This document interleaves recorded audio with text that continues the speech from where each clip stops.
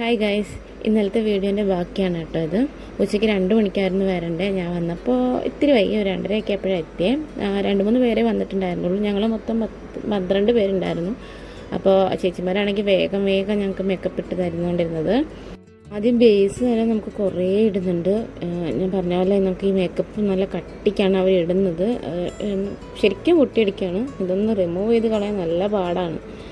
അപ്പോൾ ഇങ്ങനെയാണ് കേട്ടോ വരുന്നത്. ഇപ്പോൾ ഇതിപ്പോൾ ഐ മേക്കപ്പാണ് ചെയ്യുന്നത്. നമുക്ക് ഐലാഷസ് ഒക്കെ വയ്ക്കുന്നുണ്ട്. എന്തായാലും ചേച്ചിമാർ പറഞ്ഞാൽ നമ്മളെ സുന്ദരിയാക്കി എടുക്കും എന്നാണ് പറഞ്ഞേക്കുന്നത്. അതുപോലെ തന്നെ ചെയ്തു കേട്ടോ. എല്ലാവരും നല്ല അടിപൊളിയായിട്ട് നല്ല സുന്ദരികളാക്കിയിട്ടുണ്ടായിരുന്നു.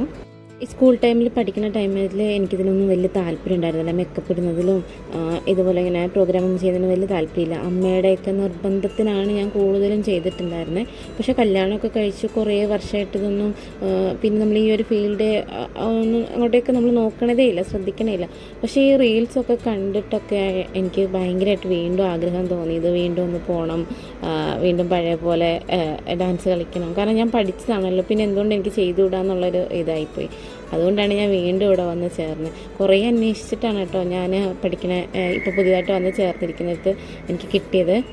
ആദ്യം ഞാൻ ഡാൻസ് പഠിച്ചത് പത്തനംതിട്ടയിൽ അടൂർ തപസ്യ കലാക്ഷേത്രത്തിലാണ്. ഇപ്പം ഞാൻ പഠിച്ചുകൊണ്ടിരിക്കുന്നത് നെടുമ്പാശ്ശേരിയിൽ നാട്യാർപ്പണയിലാണ്.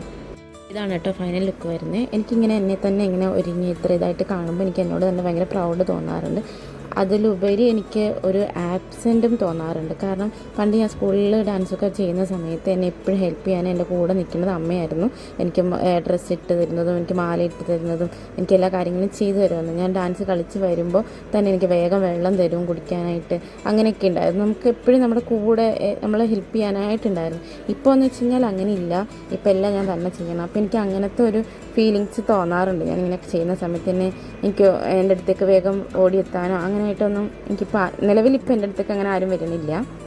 കണ്ണുള്ളപ്പോൾ കണ്ണിൻ്റെ വില അറിയില്ല എന്ന് പറയുന്നത് പോലെ തന്നെ എനിക്കത് ആ ഒരു വില എന്താണെന്നുള്ളത് എനിക്ക് ഇടയ്ക്കിടയ്ക്ക് അതിങ്ങനെ ഓർമ്മിപ്പിച്ച് തരുന്നുണ്ട്.